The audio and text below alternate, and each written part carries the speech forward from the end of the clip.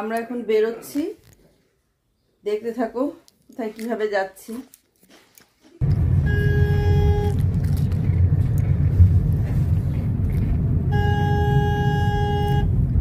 আমরা এখন যাচ্ছি কলকাতা স্টেশন, সেখান থেকে হাজারদুয়ারি ধরবো, ধরে যাব কৃষ্ণনগর, কৃষ্ণনগর থেকে আমরা যাব করিমপুর, সেখানে আমার ননদের বাড়ি, সেইখানেই কাজ, জানো সবাই, তোমাদের সবাইকে বলেছি, সেখানেই যাচ্ছি। গিয়ে তোমাদের সঙ্গে মানে যতটা পারি ততটা শেয়ার করব। চলো দেখতে থাকো। সকালবেলায় 6:50 হাজারদুয়ারি, সবাই জানো এখান থেকে। সুপ্রভাত, নমস্কার জানিয়ে আজকে আবার একটা নতুন দিন শুরু করলাম। নতুন দিনে নতুন সকালে তোমাদের সামনে আবার একটা সুন্দর নতুন ব্লগ নিয়ে চলে আসলাম। আমার ঘরে বাইরে লাইফস্টাইলে তোমাদের সবাইকে স্বাগত জানাচ্ছি। তোমরা এসো, দেখো সারাদিন আমি কি করছি। আশা করছি তোমরা নিশ্চয়ই ভীষণ ভালো আছো, আর আমিও ভীষণ ভালো আছি। তা আজকে আমাদের কপালটা বেশ ভালো, ট্রেনটা এই প্ল্যাটফর্মে দিয়েছে, আমাদেরকে আর পার হয়ে ওদিকে যেতে হলো না। আমরা এখান থেকেই উঠে পড়বো। রিজার্ভেশন করা ছিল, যদিও রিজার্ভেশনটা আমরা জেনারেলে করেছিলাম, কারণ শীত পড়ে গেছে প্রথম কথা, আর তার জন্যও না, মানে এসিতে রিজার্ভেশন পাইনি, এসি রিজার্ভেশনটা আগেই শেষ হয়ে যায়, তো জেনারেলে কটা ছিল, উপায় ছিল না, হঠাৎ করে টিকিট কাটা, সেই কারণে জেনারেলের রিজার্ভেশনটা যেহেতু পাইনি, যে এসিতে রিজার্ভেশন পাইনি বলে জেনারেলে কেটে নেওয়া হয়েছে। তো দেখলাম অল্প রাস্তা, অসুবিধে নেই, চলে যেতে পারবো, তাই জেনারেলে কেটে নিলাম। আর ট্রেন ছেড়ে দিয়েছে, যেতে ভালোই লাগছে, এই যাওয়াটা আরও ভালো লাগতো যদি কাজটা অন্য কিছু হতো, এটা যেহেতু কাজটা অন্য নয়, তাই যেতে মানে সেই আনন্দ নিয়ে যে যাওয়া সেটা হচ্ছে না, কিন্তু যেতেই হবে, উপায় নেই। সকালবেলায় উঠেই ট্রেনে বাইরের দৃশ্যটা ভীষণই ভালো লাগছে, ভীষণ ভালো লাগছে। অনেক দিন পর এরকম সকালে ট্রেনে উঠলাম, এত সকালে ট্রেনে খুব কমই উঠি, এখন দুপুরের দিকে ট্রেনে বেশি উঠি, কারণ ভিড়টা কম হয় বলে।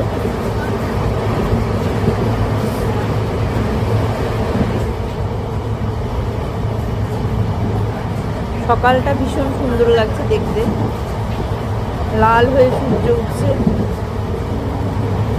দারুণ লাগছে দেখতে।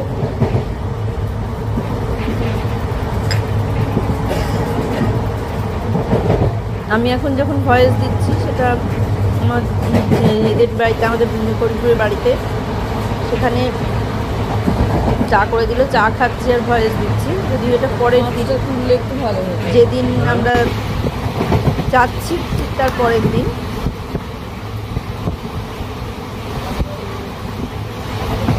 অনেকটা রাস্তা, যদিও আমি পুরোটা ভিডিও করিনি, মনে হচ্ছে বোধহয় পুরোটাই করেছি, না অল্প একটু রাস্তায় ভিডিও করেছি। তারপর এই দেখো এবার কৃষ্ণনগর স্টেশনে নামবো, পৌঁছে গেছি আমরা প্রায়। এবার কৃষ্ণনগর স্টেশনে নেমে ওখানে একটু চা খেয়ে নিয়েছিলাম, কারণ চা খেয়ে না নিলে যেতে আবার আরও 3 ঘন্টা সময় লাগবে বাসে। এই যে কৃষ্ণনগর স্টেশনে নেমে আমরা একটু চা খেয়ে নিলাম, চা খেয়ে আমরা আবার রওনা দিলাম।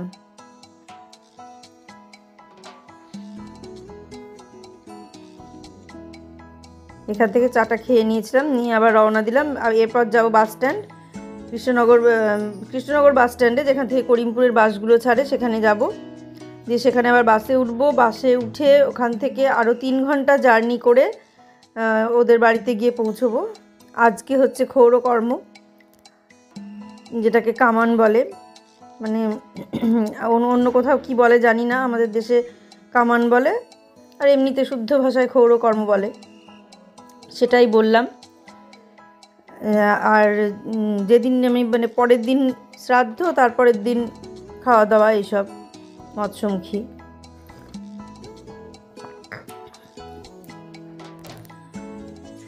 বাস ছেড়ে দিয়েছে, বাস থেকে এসে বাস থেকে নেমে আমরা করিমপুর বাস স্ট্যান্ডে নেমেছিলাম, কিন্তু করিমপুর বাস স্ট্যান্ডে নেমে আমি আর কোনো ভিডিও কিছু করিনি, কারণ সেভাবে সুযোগ হয়নি আর করার। তারপরে মানে ওখান থেকে করিমপুরে নেমে আমরা হোটেলে খেয়ে নিয়েছিলাম, কারণ ওদের বাড়িতে আজকে রান্নাটা ওইভাবে হবে না সেভাবে, সেই কারণে আমরা খেয়ে নিলাম। আর বুয়ার বাবা স্কুলে চলে যাবে, থাকবে না, সেই কারণে বললো যে তারা একবারে খেয়ে টেয়ে বাড়িতে যায়, কারণ কখন রান্নাবান্না কি হবে, সবাই ঘাটে কাজ আছে, একটা ঘাট থেকে সেই কাজটা সেরে আসবে, তারপর রান্নাবান্না একটা আলাদা ব্যাপার থাকে ওই দিন।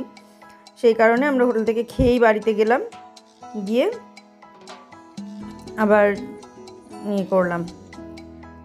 এই দেখো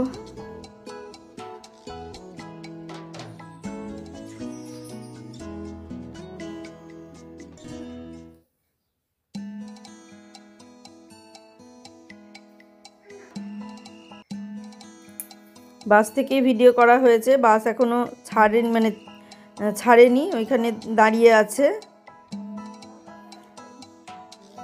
ছাড়ছে দাঁড়াচ্ছে এরকম চলছে, এখনও বাস স্ট্যান্ড থেকে বাস ছাড়েনি। ওটা তোমরা ট্রেনের ভিডিও দেখলে, যেটা দেখলে।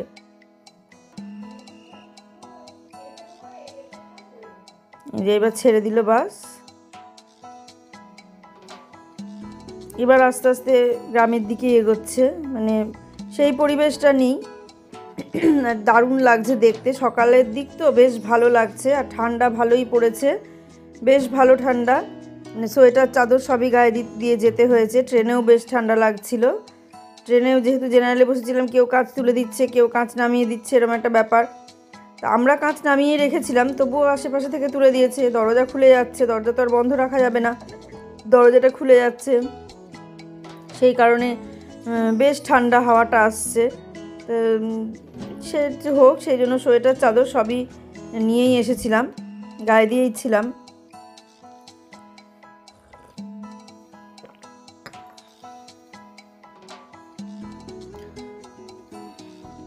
এখন চা খাচ্ছি আর ভয়েস দিচ্ছি, অনেকটা চা। এই দেখো বাড়িতে চলে এসেছি, এবার এতক্ষণ বাড়িতে পৌঁছে গেলাম। ও চলে এসছে, এগুলো কি গুছিয়ে রেখেছে, আসলে খাবে তাই।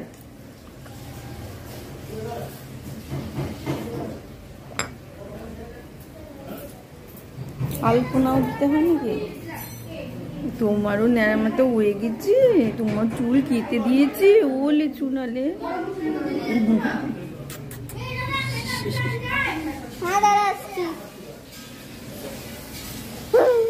দেখছে আমার জায়ের মেয়ে বাবলি, আর এটা হচ্ছে এটা কি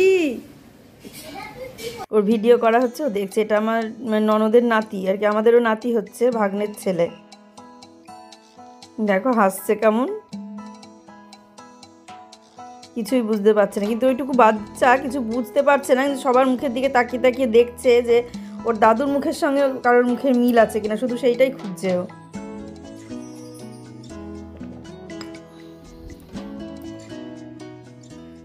মুখে একটা লেবু দিচ্ছে। এটা কে? এটা সবাই হা করে। এটা কে? এটা খুব শান্ত, মানে খুবই ভালো বাচ্চাটা। এদিকে রান্না বান্না চলছে, এটা আমার ছোট ননদের বর, ও রান্না করছে, আর আমার যা পাপিয়া ও হেল্প করে দিচ্ছে। এতক্ষণে রান্না শুরু হলো, আমরা বাড়িতে চলে আসার পর রান্নাটা শুরু হলো। রান্না হতে অনেকটা টাইম লাগবে, সে লাগুক, আর অসুবিধে নেই, এটা তো হবেই, এই দিনটা এরকম তো হবেই, কিছু করার নেই। আর এই দিন তো বেশি লোকজন নেই, সেই কারণে আর মানে বাইরের রাঁধুনি নেয়নি, নিজেরাই সমস্ত রান্না করা হয়েছে। তা আমার এই ছোটো নন্দাই রান্না করছে, খুব ভালো রান্না করে, আর রান্নাটা মানে খাবার দারুণ টেস্ট হয়েছিল, কারণ আমরা সবাই খেয়েই সবাই বুঝতে পেরেছি দারুণ হয়েছিল খেতে, আর রান্না ভীষণই ভালো করে। আর তাছাড়া আমি যেহেতু ভয়েসটা পরে দিচ্ছি, সেই জন্য বুঝতে পারছি যে মানে খুব সুন্দর হয়েছিল রান্না খেতে। আর আমার যা হেল্প করেছে, মানে পুরোটাই সমানে করে গেছে, এদিকে রান্না করেছে, ওদিকে ডাল সেদ্ধ বলো বা মশলা তৈরি করা, হাতে হাতে সব কিছু দেওয়া, সব কিছু করেছে। আর আমি তো হচ্ছি সেই পাবলিক যে শুধু ভিডিও করতেই ব্যস্ত, সেগুলো ভিডিওই করেছি, তোমরা দেখতেই পাচ্ছ। এটা আমার যা দাঁড়িয়ে আছে আর এই যে আমার নন্দাই। আর পুরো বাড়িটা সেভাবে আর কিছু দেখালাম না, কি আর দেখাবো, সাদা প্যান্ডেল করা আছে দেখেই মনটা খারাপ হয়ে যাচ্ছে, সেই জন্য সেভাবে আর বাড়ি কিছু দেখালাম না। রান্না হয়েছিল সব কিছু দিয়ে একটা সবজি, শীষ টিস দিয়ে একটা ছ্যাঁচড়া টাইপের, ছ্যাঁচড়া বা ওই রকম একটা সবজি। আর হয়েছিল পটল ভাজা, মূলোর শাক আর মটরের ডাল। মূলোর শাকটাও দারুণ হয়েছিল, সবকটাই খুব সুন্দর হয়েছিল খেতে, খুবই সুন্দর হয়েছিল খেতে। সবাই বলছিল খেয়ে যে না রান্নাটা দারুণ হয়েছে।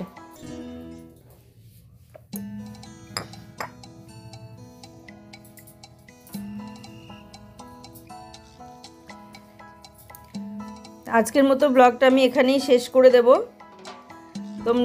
তোমরা এইভাবে আমার পাশে থেকো, যারা যেখান থেকে। এটা আমার ছোট ননদ বসে আছে, সবে ওরা ঘাট থেকে সব আসলো, এসে মুড়ি খাচ্ছে। আর তোমরা আমাকে এইভাবেই সাপোর্ট করো, পাশে থেকো, যেভাবে যেখান থেকে আমাকে দেখছো সবাই আমাকে আরও বেশি বেশি করে লাইক, কমেন্ট, সাবস্ক্রাইব করো, ভালো লাগলে শেয়ার করো। সবাই ভালো থেকো, সুস্থ থেকো, সাবধানে থেকো। সামনের দিন একটা সুন্দর নতুন ব্লগ দেখার অপেক্ষায় থাকো। আজকে আসছি তাহলে।